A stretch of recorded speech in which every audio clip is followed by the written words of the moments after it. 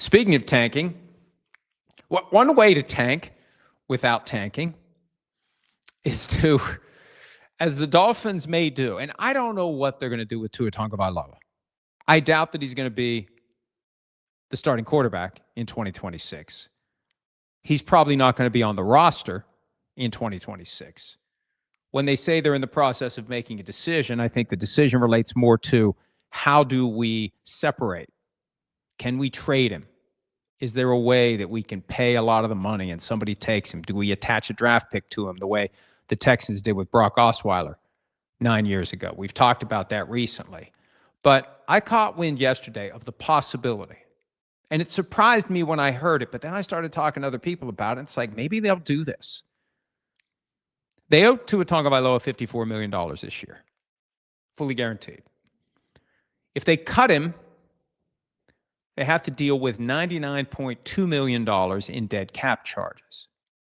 The thinking was they would cut him after the league year begins on March 11 with a post-June 1 designation, which would then spread the dead money between 2026 and 2027. $55.2 million this year, $43.8 million next year.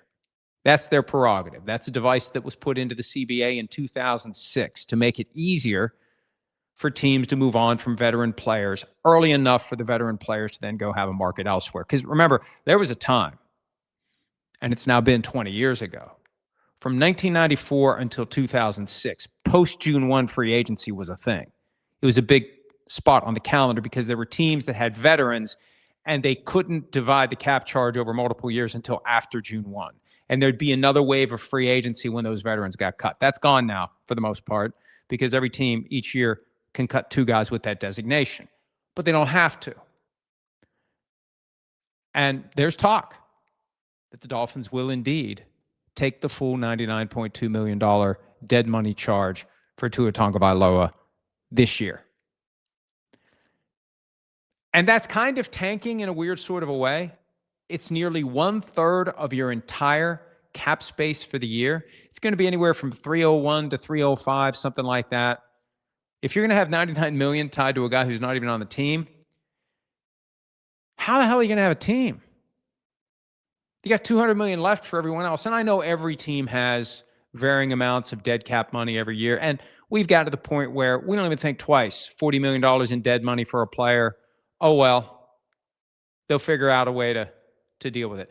The Broncos, they took the Russell Wilson cap charge, split it up into 2 years, and they went to the playoffs both seasons. But hard to get excited about the Dolphins season for 2026 if you're a Dolphins fan, if they ultimately do take a $99.2 million cap charge. And it's going to be a PR challenge to get the fans to understand why it makes sense to do it now, because generally speaking, it makes sense to delay cap charges into future years because the cap always goes up. So that $1 million in dead money this year, it means a little less. It hurts a little less next year because the cap is higher. It's a smaller percentage of your total spending allotment. But we'll see. We'll find out.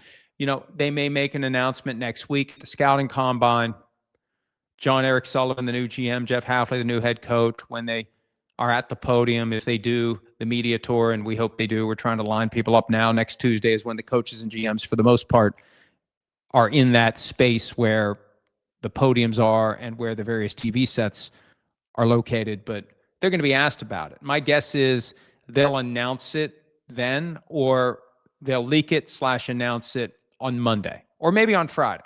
Maybe it classifies as a Friday afternoon bad news dump. I don't know. But just keep an eye on the possibility. Don't be stunned. I'm not saying they will. It's plausible that they will. And there are folks out there who believe they might. And that at a minimum, it's one of the options. What are our options for Tua Tagovailoa? Well, one of them is split the cap charge over 2 years. One is just take it all and be done with it. And that's the other side of this. If they take it all now, he counts for 0 in 2027. But if they do take it all now, you know, there's chatter about Malik Willis being a target of the Dolphins. Jeff Hafley comes from Green Bay, where Malik Willis has been the last 2 years. John Eric Sullivan comes from Green Bay. He was part of the front office that stole him for a 7th-round pick. Kind of hard to pay Malik Willis if you're taking $99.2 million for Tua. But if you take it all this year, we've seen how low the cap charge can be in the first year of a long-term deal. It could be, and I'd have to do the math, but if you pay him signing bonus and minimum salary, the cap charge for this year is the minimum salary plus 20% of the signing bonus.